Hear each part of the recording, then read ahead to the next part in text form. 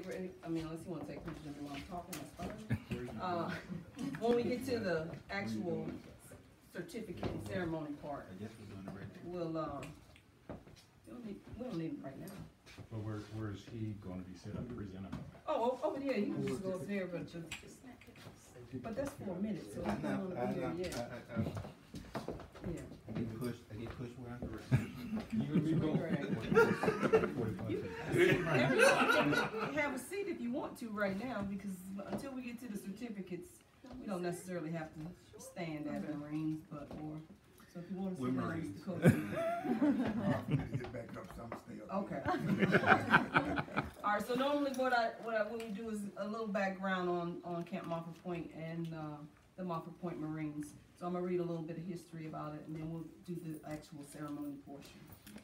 So I'm Carmen Cole, president of the National Montford Point Marine Association, Quantico Chapter 32. I'm a retired Marine Chief Warrant Officer 3. So on behalf of the Montford Point Marine Association, I'd like to thank the Charity family for your patience during our reconciliation of all the documents, and to all the family and friends who've taken the time out of your day today to attend this Congressional Gold Medal ceremony for Mr. Herman Russell Charity. So before we proceed, I'd like to just take a few minutes and do a little history on the Montfort Point Marines and Montfort Point Camp. So when you hear the name Buffalo Soldiers or Triple Nickels of the United States Army or the Tuskegee Airmen from the United States Air Force, without hesitation, the word first comes to mind, knowing that those soldiers and airmen were the first African Americans to train segregated and were the lead in integrating their service. It's still alarming that Marines past and present and most Americans today are not aware of the Montfort Point Marine and the importance of their service in the Marine Corps. These great warriors, now known as Montfort Point Marines, are who we consider barrier-breaking American heroes whose shoulders we stand on, because without them, blacks or African Americans would not have had the opportunity to serve in the Marine Corps. Black men date back as far as the American Revolution, where small numbers served in both the Continental and States navies and armies, and according to some surviving black musters and payrolls, there were at least 3 blacks in the ranks for the Continental Marines and 10 others who served as Marines on naval ships. It is probable that more blacks served as Marines in the Revolution who were not identified as such on the rolls. Those few black men who have been identified as Marines from surviving Revolutionary War rosters were pioneers who were not followed by others of their race until 1 June 1942.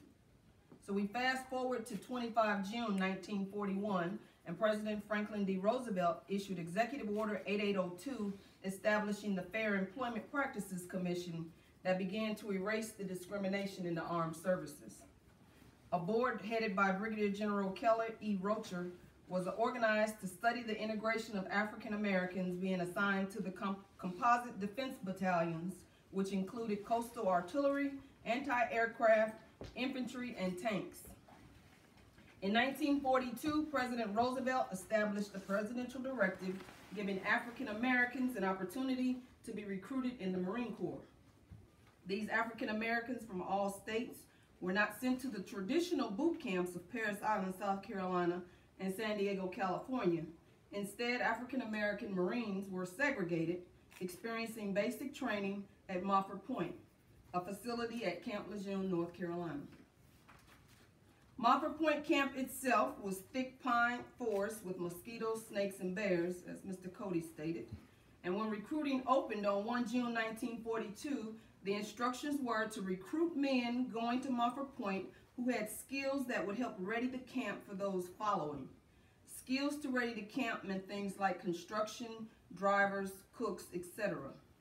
The men that enlisted were not all uneducated or inexperienced men. Many left good jobs, college, and their own profession or businesses to serve their country, and with their skills, Montfort Point was actually built by Montfort Point Marines. 26 August 1942, which is now designated by the Commandant of the Marine Corps as Montfort Point Day, the first African American recruit reported to Camp Montfort Point, North Carolina. These black recruits would only be assigned to 2 units after graduation, the 51st and the 52nd Composite Defense Battalions, each comprised of a rifle company, a 155 millimeter gun battery, a 90 millimeter anti-aircraft group, and a 75 millimeter pack howitzer battery, preparing them for combat. Less than a year later, on 13 August 1943, 18-year-old Mr. Herman Russell Charity enlisted in the Marine Corps in Richmond, Virginia, and was trained as an electronic stockman, but served as a munitions worker. This was just before the 51st Battalion deployed to Ellis Islands and Marshall Islands, and the 52nd deployed to the Mariana Islands and Guam through late 1945. Mr. Charity served in the Asian Pacific from 10 December 1943 to 29 December 1945. As the men returned to the States from deployments, those with high points were discharged and their battalions would be disbanded. The 51st Defense Battalion would be disbanded, on 31 January 1946, and on 15 May 1946, the 52nd Defense Battalion passed on in history, redesignated as a new post-war unit to be based at Camp Montfort Point as the 3rd Anti-Aircraft Artillery Battalion. The last all-black unit, 3rd Anti-Aircraft Artillery Battalion, was disbanded on 15 May 1947, and those remaining Montford Point Marines, to include Mr. Charity, had to find their way in integrated commands. Neither the 51st nor the 52nd Defense Battalion saw combat, although they trained for it. Instead, they were the labor troops, and the officer stewards were the ones who garnered the battle credit and took the casualties suffered by black Marines during the war. The commandant at that time, General Vandergrift, was quoted as saying, "The Negro Marines are no longer on trial. They are Marines, period." Robert Sherrod, the war correspondent, reported in the time, "Negro Marines, under fire for the first time, have rated a universal 4.0 on Saipan, and in naval efficiency rating system, there could be no higher mark." For the Depot and Ammunition Company veterans, this attitude of pride in having been successful Marines, in having done the job they were given to do and done it well, overrode other memories. The seamless, endless hours sweating in ship holds, moving heavy loads across beaches and piers of 100 islands, and stocking and sorting tons of supplies in a succession of dreary dumps, had the virtue of toughening the men both physically and mentally. The blatant discrimination outside of Montfort Point Camp because of the color of their skin and the fact that their uniform couldn't shield them from the reality that in the eyes of many, they were second-class citizens. Looking back on it all, one veteran on 3rd Ammunition Company, Robert D. Little, summed up his and others' feelings and said, "If I had to do it all over again, I'd still be a black Marine. I think they made a man of me." On 20 April 1949, Secretary of Defense Lewis Johnson ordered the armed services to end racial discrimination in line with President Truman's Executive Order 9981. The Secretary's directive provided that all individuals, regardless of race, will be afforded equal opportunity for appointment, advancement, professional improvement, and promotion. On 9 September 1949, Headquarters Company Montfort Point was deactivated. The deactivation marked the end of the era for the black Marines. It came just a little over 7 years after the first black boots had reported for training. Approximately 20,000 African American Marines received basic training at Camp Montfort Point from 1942 to 1949. To some black Marines, it meant the end of an order and a familiar existence where they were sure of coming home to Montfort Point periodically. This was their hallowed ground, a site for Montfort Point memories. In later years, the Montford Point Marine Association's first president, Master Gunnery Sergeant Brooks E. Gray Jr. would note, "There was much pride mixed with bitterness in all of us at Montford Point during World War II. Real as well as imagined, injustices were with us daily in those segregated units. But this situation sparked a fierce determination to excel," and he observes, "We represented the breakthrough of the final barrier in the American military by being part of the elite corps." With the end of legal segregation, there were still many challenges to establish customs, attitudes, and opinions. Where segregation had been abolished in fact as well as in law, as in the armed forces, blacks would now question the intent and will of whites to eliminate covert discrimination. These brave men fought for the right to fight when their own country and military branch didn't want them. Montford Point Marines were discharged for various reasons or at the end of their contracts. Mr. Charity, then a sergeant, would be honorably discharged on 2 November 1951 to report to the Director of 5th Marine Corps Reserve District, Henderson Hall, Arlington, Virginia. And Mr. Charity was honorably discharged from the Marine Corps on 9 June 1952. Many Montfort Point Marines will remain on active duty, determined and willing to continue to take on the challenges ahead, many reaching full retirement.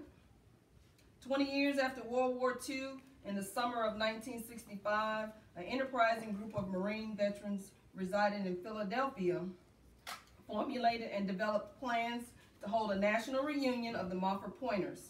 Among them was the late civil rights leader, Attorney Cecil B. Moore. On September 17th and 18th, 1965, over 400 former and active duty Marines representing 17 states attended the reunion held in Adelphia Hotel in downtown Philadelphia. The great response led to the establishment of the Montford Point Marine Association, a nonprofit veteran organization chartered in Philadelphia. Subsequent chapters were immediately organized in more than 11 additional cities. Today, the association proudly boasts 26 active chapters whose membership are open to all honorably discharged veterans and active duty service members of all military branches. Since 1775, the United States Marine Corps has served our country in peace and war. And today, the Marine Corps still serves the nation as a force in readiness, prepared to serve whenever the nation calls. I thank you for this opportunity to share but a small portion of the history of the hallowed grounds of Camp Montfort Point and the Montfort Point Marine. You're welcome. I have somebody, I don't know what to say this or not, but you mentioned the name about John Vanderbilt. Mm-hmm. He was the one that made the statement that he didn't realize the war was on until he came back and found out black boys in his uniform. Oh, Believe it or not. Okay. All right, so now we will do some presentations, if you will.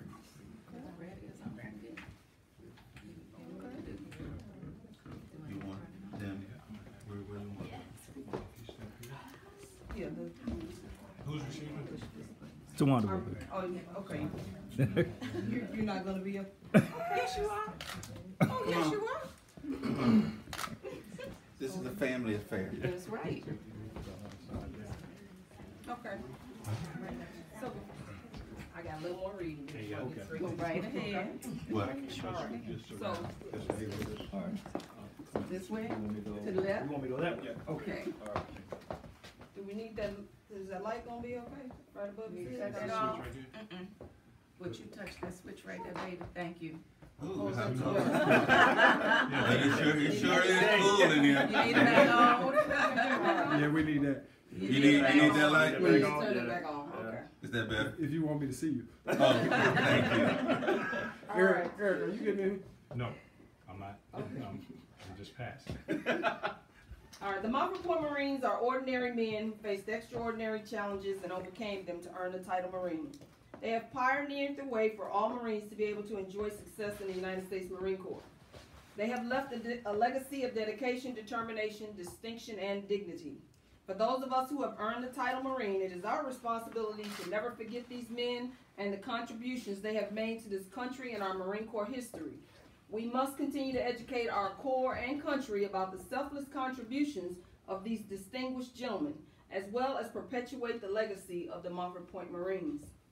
We continue to learn of Montfort Point Marines and families who did not get the privilege of attending the official ceremonies in 2012 and did not receive the Congressional Gold Medal.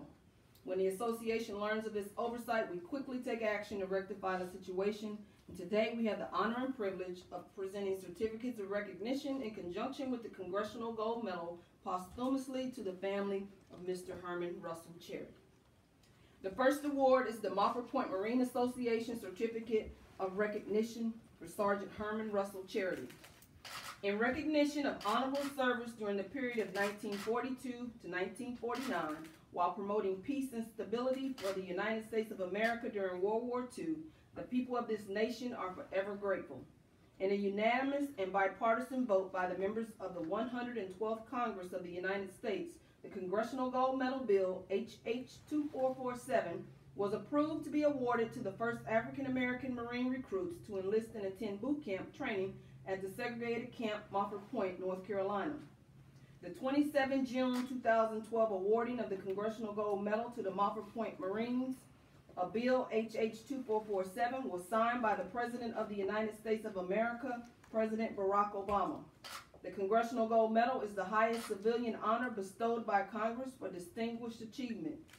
The Montford Point Marines' dedicated contributions of perseverance, courage, and outstanding service on and off the battlefield has inspired social change in the United States Marine Corps and America. Therefore, be it known that this certificate identifies the recipient as having earned the title Montfort Point Marine.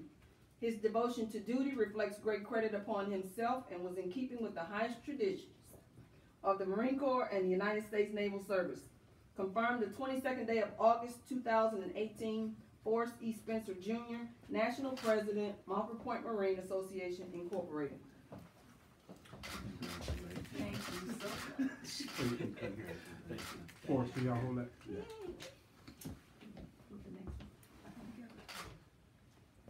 Who's the next one? Thank you. I'm trying. I'm trying. I can't promise no. Commandant's President Medal. Okay. All right.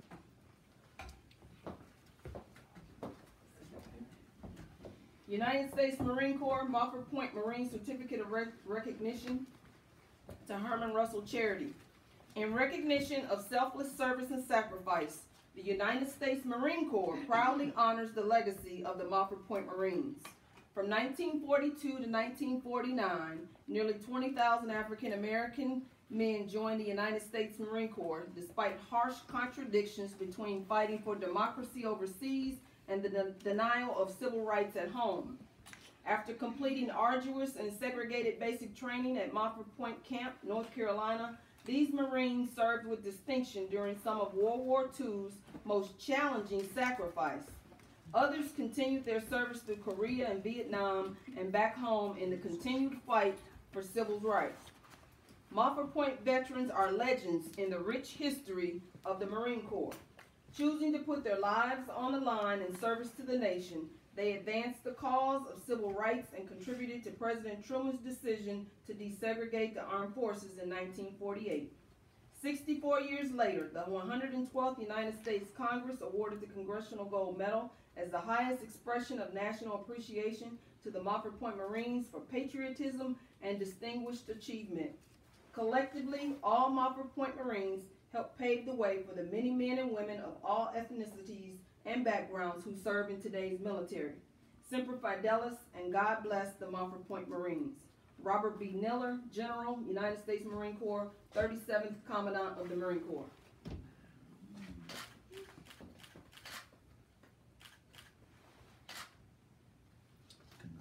Thank you again. Wait, there's still more? Still more. Wow. In addition to the certificates of recognition, we have a duplicate letter from the White House, President of the United States, dated 25 August 2011, in which President Barack Obama wrote to all Montford Point Marines for the official ceremony. I send greetings to all those honoring the legacy of the Montford Point Marines on their 69th anniversary. Almost 7 decades ago, as our nation was at war, more than 20,000 African American men enlisted in the United States Marine Corps. After completing arduous and segregated basic training at Camp Montfort Point, many of these Marines served with distinction during a number of World War II's bloodiest struggles. Some made the ultimate sacrifice in those battles. Others continued their service in Korea and Vietnam. Despite being denied many basic rights, the Montfort Point Marines committed to serve our country with selfless patriotism. Choosing to put their lives on the line, these men helped advance civil rights and influence President Harry Truman's decision to desegregate the armed forces in 1948.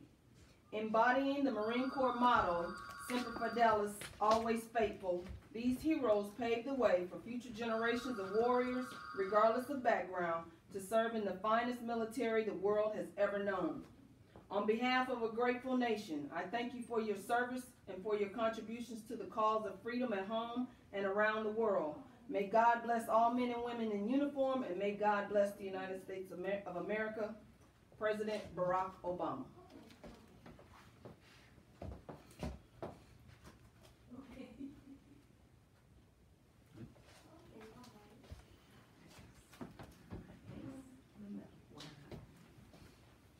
It's my turn.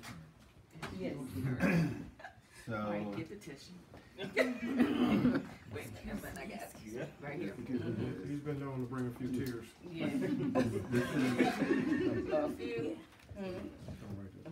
this is what we've been waiting on. Yes. To all of you who are here, let me just first say that if it were not for those individuals who went through Montfort Point to open up the doors in the Marine Corps, individuals like myself and many others would not have been able to serve the way that we serve today. And so when we present the medal, which is the highest civilian award from Congress, we want people to know that this is not a February story. This is a January to December story. This is a 365 year day story. But it's also something that you just don't hold on to yourself. The responsibility now is to share this with the community. So share the story of your father, your parent, right? On their contribution, not only to our Corps, but to the greatest nation on earth. So it is with great honor that I present to you on behalf of the Congress, the Commandant of the Marine Corps, and the Montford Point Marine Association, the Congressional Gold Medal.